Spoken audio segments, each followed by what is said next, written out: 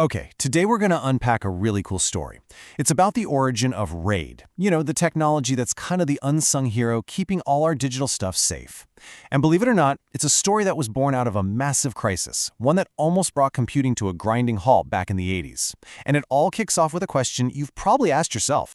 I mean, think about it. We trust the cloud with everything, right? Our photos, our work, our whole lives, really. We just expect it to be there. But have you ever stopped to wonder, how does that actually work? How do these gigantic data centers manage so much stuff?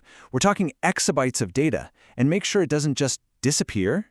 Well, the answer actually started way back in 1988 with a paper that came out of UC Berkeley. And get this, it wasn't some grand plan for the future of the internet or anything. Nope, it was all about fixing a problem that was happening right then. A problem that was about to create the biggest traffic jam computing had ever seen.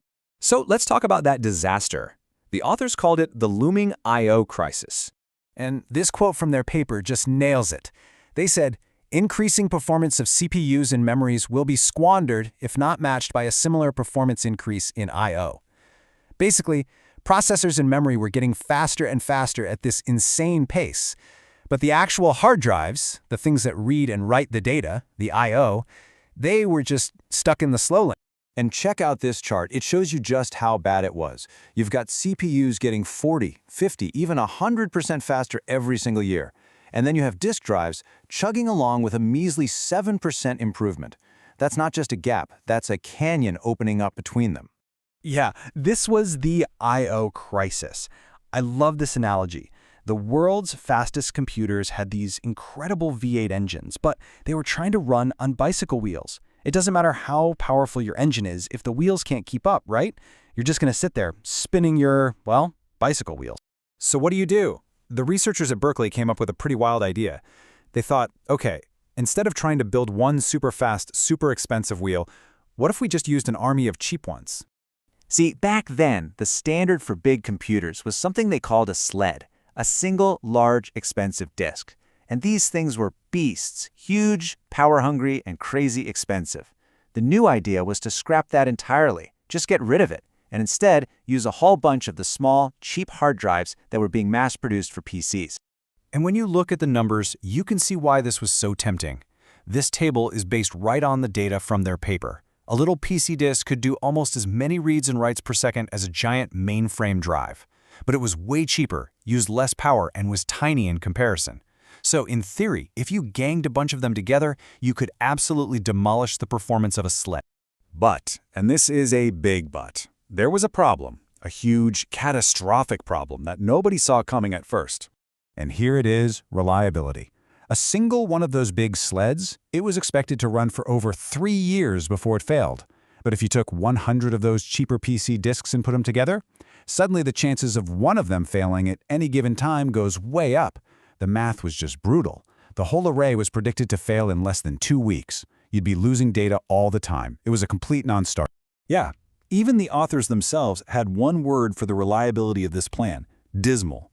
That's what they wrote in the paper. So this army of cheap disks, it was fast, sure, but it was basically a house of cards just waiting to collapse. But here's where the story gets really good. They didn't give up. Instead of scrapping the idea, they found a way to fix that fatal flaw. And that solution was RAID. RAID stands for Redundant Arrays of Inexpensive Disks, and that first word, redundant, is the magic key. The idea was brilliant. What if you add a few extra drives to the group, but you don't use them to store new data? Instead, you use them to store check information about the other data. That way, if any single drive dies, you can use that check data to perfectly rebuild everything that was on it. It's like a built-in insurance policy. Okay. So this whole idea of redundancy, it wasn't just one thing. The paper actually laid out 5 different ways to do it, which they called levels. They were basically building on the idea step by step. So you can see it's really an evolution of the idea. They start with the most basic concept, RAID 1, and then with each level, they get a little smarter, a little more efficient, fixing the problems they found in the last one, all leading up to what was really the breakthrough, RAID 5. So let's just tuck on a couple of these. RAID 1 is the simplest. It's just mirroring. You have two disks, and one is an exact photocopy of the other. Super safe, right? But it's also super inefficient, because you're only getting to use half your total storage space. Then you get to something like RAID 3, which was a huge leap. It introduced this clever idea called parity, where just one extra check disk could protect a whole bunch of other disks. Way more efficient, but it created a brand new problem.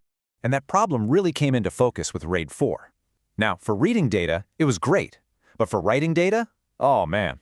Every time the system wrote even a tiny little piece of information, it also had to go and update that one single check disk. So that one disk became a massive bottleneck. Imagine a highway where every single car has to stop at the same toll booth. It just grinds the whole system to a halt. And that brings us to the big one, the real game changer, RAID 5. The solution was so simple, it's genius. They asked, what if we don't have one dedicated check disk? What if we spread that check data across all the disks in the group? And just like that, the bottleneck vanished. The Sudoku puzzle analogy is perfect for this. The check data is spread out just like the numbers in the puzzle. So if any one piece goes missing, you can use all the others to figure out exactly what it was. So there it was. With RAID 5, they'd cracked it. They had a system that was fast, it was efficient, and most importantly, it was reliable. The data storage revolution was efficiently on. And just look at this final showdown. This is the paper's own data, comparing their theoretical 100-disk RAID 5 array against the big dog at the time, the IBM 3380 SLED. And it's not even a contest. Performance, reliability, power usage, physical size, the RAID system just wins. Across the board. Really, it all comes down to this one number, about 10 times.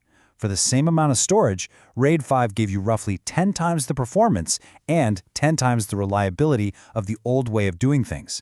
I mean, that's not just a small improvement. That is a complete game changer. And that brings us right back to where we started. That idea, born out of a crisis in 1988.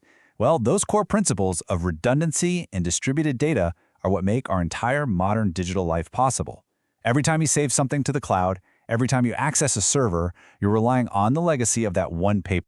It really makes you think, doesn't it? The lesson of RAID isn't about some brand new sci-fi invention. It's about taking cheap, ordinary, everyday parts and combining them in a really clever way to create something extraordinary.